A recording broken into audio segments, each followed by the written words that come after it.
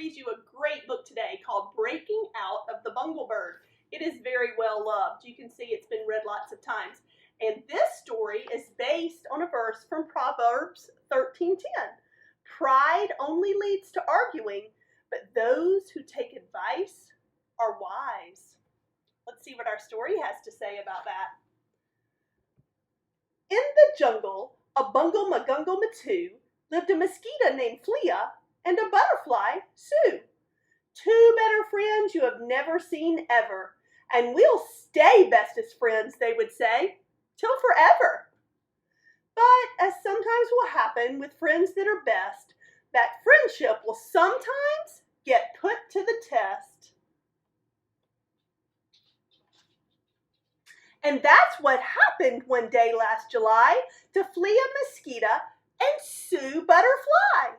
They were standing there sharing some bungle fruit punch when a bungle bird flew by and ate them for lunch. The lights all went out and they felt themselves falling. They tried to crawl up with their very best crawling, but they hit with a splash. The air was quite smelly. Then they looked, there they stood in a bungle bird's belly. No, this can't be, shouted Butterfly Sue. We've been swallowed up whole. Now what do we do? I'm too pretty and young to be lunched on this way. I have flights yet to fly. I have games yet to play. A butterfly panic attack was at hand. If you've ever been eaten, then you'd understand.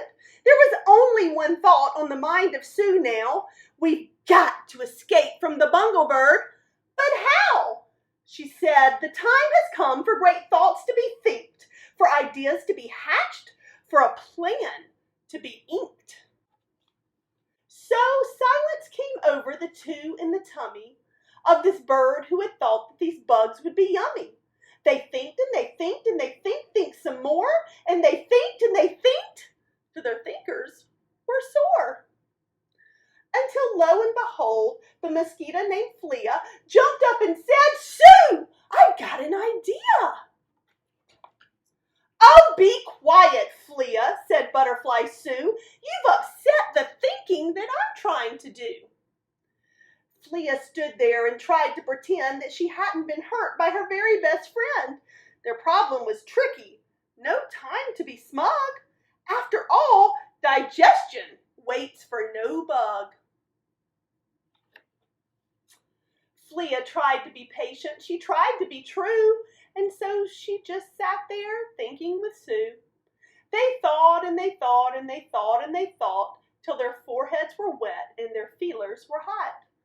Till Flea decided she'd try once again to spell out her plan to her butterfly friend. I've got it, said Flea. It's not a bad plan. But Sue stopped her and said, you interrupted again. I'm trying to think of a way to get free, but I can't concentrate with you yapping at me. Well, my focus is broken. You might as well tell of this wonderful plan that you've thought up so well. And so Flea Mosquito began to explain the idea she'd invented inside of her brain. We could climb up the throat, up high to the head. Every bird, I think, must at last go to bed. And when it's asleep, we can tell from the snoring, we'll pry up its beak and be long gone by morning. Climb up the throat, pry up the beak, she scoffed at her friend. No, your plan is quite weak. Her list of ideas had come to an end. Flea turned and she looked at her butterfly friend. You're my very best friend, but I really can't see all these ideas I've got, and you won't listen to me. Yes, Flea, Sue said, you're my friend, this is true, but that doesn't mean I should listen to you. I'm older than you, and I'm wise, can't you see? The one to come up with a plan will be me. And so Sue Butterfly, she sat down and she thunk. And she thunk and she thunk and she thunk and she thunk. And while she was thunking and thunking this way, Flea Mosquito, well, she climbed away. And later that night, the mosquito got out, up the Bungle Bird's throat through the Bungle Bird's mouth. She slipped out the beak while the bird was asleep, and she did the whole thing without making a peep. And well, not so lucky was Butterfly Sue. She never came up with the right thing to do. The butterfly thought only she knew the way, so she's probably still in the belly today. It's really too bad. If she's taken advice, then her story too might have turned out quite nice. So if you ever get eaten and are close to your end, please listen and take the advice of your friend.